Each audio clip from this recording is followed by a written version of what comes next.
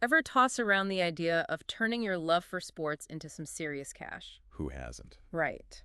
Well, today we're tackling sports trading on Betfair. Sounds right up our alley. Definitely.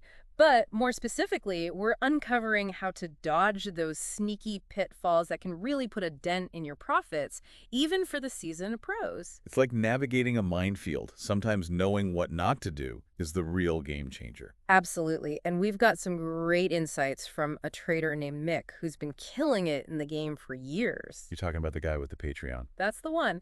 He lays out these common traps that can sabotage your earnings. And get this, these aren't just for newbies.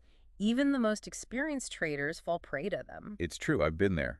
It often boils down to letting your emotions get the better of you, which is where the psychology of trading gets really interesting. Exactly. So let's dive into the first pitfall he talks about, chasing losses. Yeah, we've all been down that road. You get that tough loss, that sting of defeat, and suddenly your brain's screaming, win it back and now W. It's like your primal instincts take over. That fight or flight response kicks in. Totally. And Mick points out that that's when you're at your most vulnerable as a trader. You start chasing those losses with even bigger bets, taking on way more risk than you normally would, all to try to erase that feeling of being down.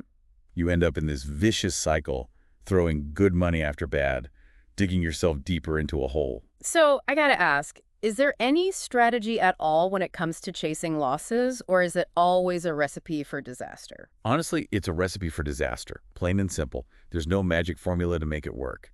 The best strategy, and Mick really emphasizes this, is setting a hard daily loss limit for yourself. You hit that limit, you walk away. Like a line in the sand. Exactly. It forces you to face the reality of your decisions, not get caught up in the fantasy of an immediate comeback. So it's all about discipline over desperation. Love that. Speaking of getting caught up, the next pitfall Mick talks about is overtrading. Yeah, that sounds a little too familiar. Reminds me of those late-night online shopping sprees. Exactly. It's that same add to cart frenzy, but for trades. Placing way too many bets, often straying from your tried and true strategy, all for that quick hit of excitement. The dopamine rush is real. So it's not just about the money lost on bad trades, but the potential gains missed by not sticking to your plan, right? You hit the nail on the head. Plus, all that overtrading comes with extra fees that eat into any profits you do manage to scrape by with. And even worse, it clouds your judgment. Oh, absolutely. You're not thinking clearly, and you start making these impulsive decisions based on gut feeling rather than solid analysis. It's like you're trading on autopilot, not really thinking things through. Makes you realize quality over quantity applies just as much to trades as it does to, well, almost everything in life. You're telling me. Okay, ready for the last pitfall? This one's a big one. Hit me with it. Poor risk management. It's the foundation of everything, like trying to build a house on sand. You might get away with it for a little while, but eventually. The first strong wind comes along and it's game over.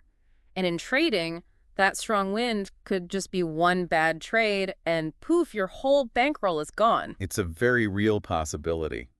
Mick really hammers home two critical points here: stop-loss limits and bankroll management. Let's break those down. What exactly is a stop-loss limit? Think of it like an emergency brake on your trade. Let's say you set your stop-loss at 10% below your entry price. If that bet starts moving against you and hits that 10% loss mark, boom, it automatically sells, damage contained. So it essentially takes the emotion out of the equation, prevents you from holding on, hoping for a miracle reversal. Exactly. Stops you from making emotional decisions when things get heated. Love it. And what about bankroll management? What's the key there? Simple. Don't put all your eggs in one basket. You wouldn't bet your entire life savings on one hand of poker, would you? Probably not the smartest move. Same goes for trading. Spreading your risk across multiple smaller bets is crucial.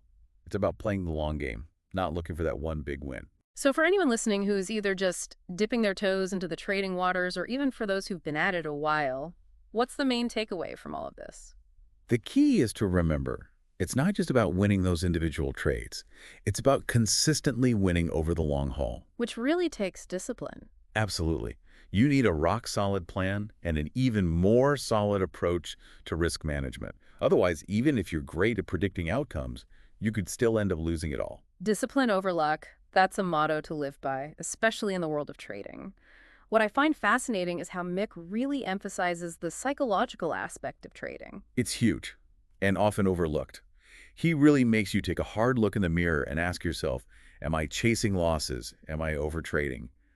Recognizing those patterns and weaknesses is the first step to becoming a better, more disciplined trader. Like that old saying, knowing yourself is half the battle.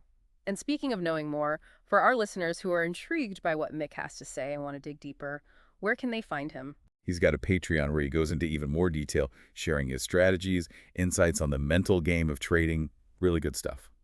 Excellent. We'll be sure to link to that in the show notes.